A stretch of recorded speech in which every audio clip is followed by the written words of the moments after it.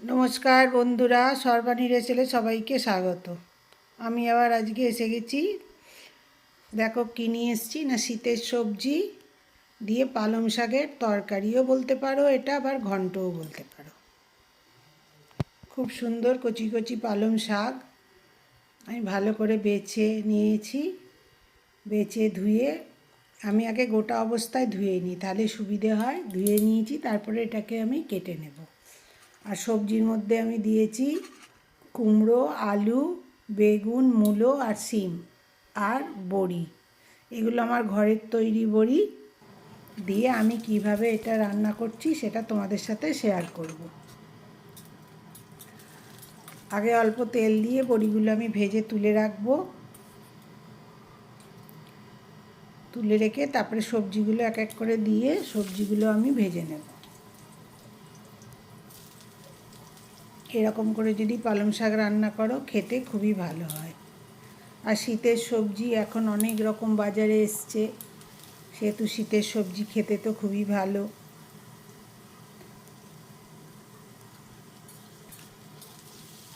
বেশি ভাজবো না, একটু হালকা করে ভেজে নেব যাতে কাঁচা গন্ধটা না থাকে। আর একটু শাক, যখন পালং শাক রান্না করবে তখন একটু যদি মূলো দাও, তাতে আরও বেশি ভালো লাগে খেতে। এবং যারা পছন্দ করে না তারা নাও দিতে পারে। এটা সব সবজিগুলো এক এক করে দিয়ে একটু নেড়ে চেড়ে তারপরে মশলাগুলো দেবো আমি। আমার ভিডিও যদি তোমাদের ভালো লাগে আর নতুন বন্ধু যদি এসে থাকো, প্লিজ আমার চ্যানেলটা সাবস্ক্রাইব করে দিও ইউটিউব থেকে দেখলে। আর পাশে বেল আইকনটা প্রেস করে দিও, যাতে আমি নতুন কোনো ভিডিও দিলেই তোমাদের কাছে নোটিফিকেশান চলে যায়। আর ফেসবুক থেকে দেখলে একটু লাইক ফলো করো। আর সকল বন্ধু আমার সাথে থেকো। তোমরা যদি আমাকে সাপোর্ট করো তবেই তো আমি একটু এগিয়ে যেতে পারবো। আমাকে এগিয়ে যাওয়ার জন্যে তোমরা একটু আমাকে সাপোর্ট করো। আমি একটুখানি লবণ দিয়ে দিলাম আর হাফ চামচ আদা বাটা দিলাম। আদা বাটাটা একটু ভালো করে ভেজে নেব।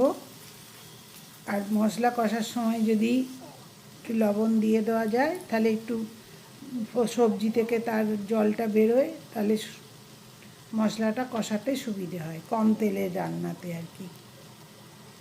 এবার আমি কিছু বেসিক মশলা দিচ্ছি। হাফ চামচ করে ধনে দিলাম, জিরে গুঁড়ো দিলাম আর হলুদ। আমি গুঁড়ো লঙ্কা দেব না। যারা ঝাল পছন্দ করে তারা দিতে পারে।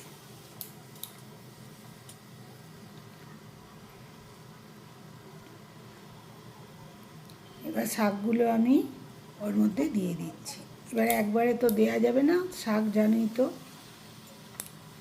নাড়ার পরে তারপরে আস্তে আস্তে কমে যাবে, কিন্তু প্রথমে কড়াই দিতে গেলে একদম ভর্তি হয়ে যায়। এবার মশলার সাথে শাকটা ভালো করে মাখিয়ে নিলাম, নিয়ে আবার বাকি যে শাকটা ছিল সেই শাকটা আমি পালং শাকটার মধ্যে দিয়ে দিচ্ছি।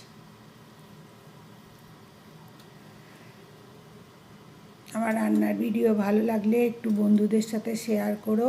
আর কেমন হলো একটু কমেন্ট করে জানিও, আর একটা লাইক দিও। আমাকে এগিয়ে যাওয়ার জন্য একটু তোমরা সাহায্য করো।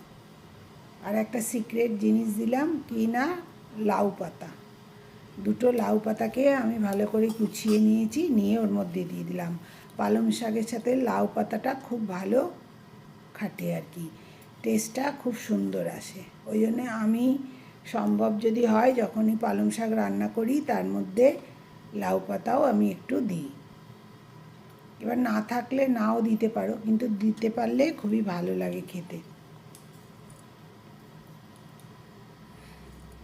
এবার একটু স্বাদ মতো লবণটা দিয়েছি, এবার চিনিটাও দিয়ে দিলাম।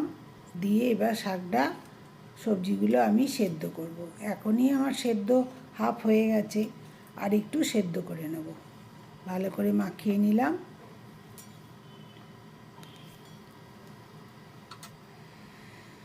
আমার মাকে দেখেছি এরমভাবে রান্না করতে। তখন তো বাড়িতে গাছ হতো, মা পালং শাকটা বাজার থেকে কেনা হতো, কিন্তু লাউ শাক, কুমড়ো শাক, পুঁই শাক এগুলো সব আমাদের বাড়িতেই হতো। মাচা করে দিত, মাচার মধ্যে মা পালং শাক রান্না করলেই তার মধ্যে ঠিক লাউ পাতা দুটো তুলে নিয়ে এসে কুচিয়ে দিয়ে দিত।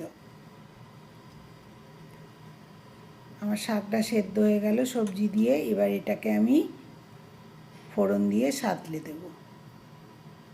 তা আমি কি দিলাম না, অল্প করে তেল দিলাম, একটা তেজপাতা, দুটো শুকনো লঙ্কা আর হাফ চামচ সাদা জিরে।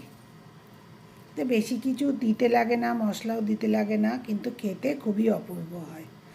তোমাদের ভালো লাগলে একদিন করে এরকম করে আমার পদ্ধতিতে করে খেতে পারো। খেয়ে আমাকে কমেন্টে জানাতে পারো যে কেমন তোমাদের লাগলো আমার পদ্ধতিতে রান্না।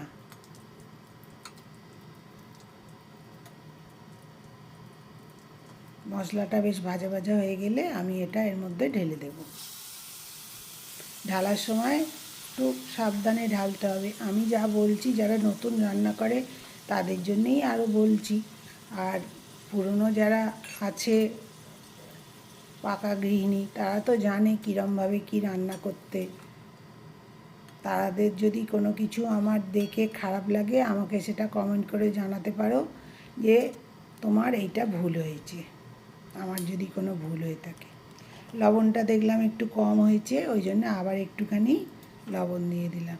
দিয়ে এবার এটা আমি ভাজা ভাজা করে নামিয়ে নেব।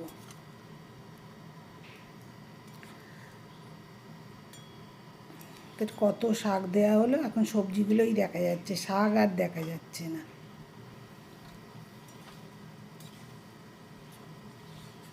পালং শাক প্রথমে একটু ভেজে এরম করে রান্না করে তারপরে সাঁতলালে বেশি টেস্টি আসে। কেন মশলাটার গন্ধটাও বেশ, ফোড়নের গন্ধটা খুব ভালো মতো পাওয়া যায়।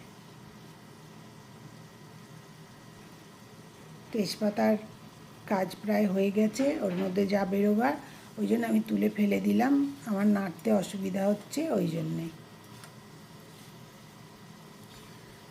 আর আমি বড়িগুলো এমনি নাড়লে যেটুকুনি ভাঙছে সেইটুকুনি, ও তো বাড়ির তৈরি বড়ি, ও টপ করেই ভেঙে যায়। এখন এইটুকুনি নাড়তেই দেখো ভেঙে যাচ্ছে বড়িগুলো।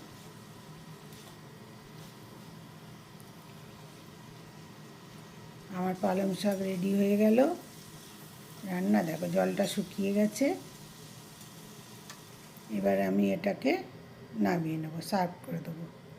দেখতে পেলে কত তাড়াতাড়ি এবং কত সুন্দর একটা তরকারি হয়ে গেল পালং শাকের। আমার ভিডিও দেখার জন্য তোমাদের সকলকে ধন্যবাদ। সকলে ভালো থেকো। আবার আমি হাজির হয়ে যাব নতুন কোনো ভিডিও নিয়ে, তখন তোমাদের সাথে আবার আমার কথা হবে।